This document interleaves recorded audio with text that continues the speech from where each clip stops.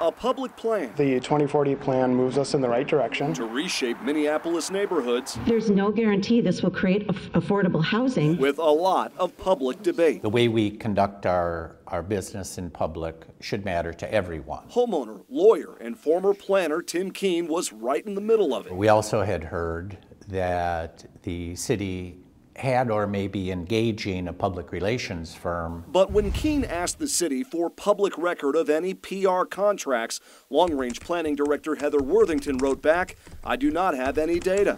Yet the city had already signed a deal with Goff Public of St. Paul 2 weeks earlier, the contract not to exceed $80,000.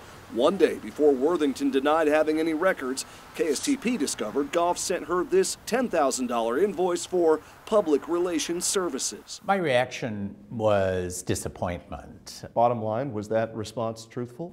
It was not an honest answer. I think it was a complete misdirection. Worthington, who gets a taxpayer-funded salary of $150,000 a year, declined to speak with KSTP 3 weeks after we asked for an interview about the Goff contract. It's just dumb.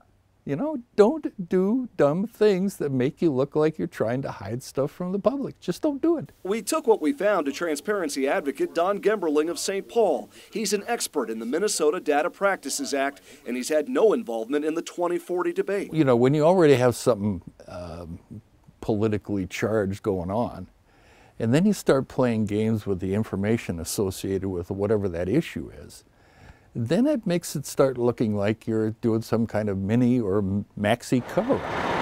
When that city official, Heather Worthington, wouldn't sit down with us, we caught up with her boss, David Frank, at City Hall. No, thanks. We just want to make sure we get a response from somebody. The city emailed us a statement saying it hired Goff, the public relations firm, to fill a vacant communications position at a cost of just under $40,000. Why didn't the city provide the contract when a member of the public asked for it? But Frank wouldn't stop to explain why his department failed to release the contract when it was requested. Do you feel like there was an effort to keep the public in the dark? Absolutely. We had the right goals, but we have the wrong comp plan. Council member Lene Palmisano was the lone no vote on the Minneapolis 2040 plan, which would rezone large portions of the city that have single-family homes.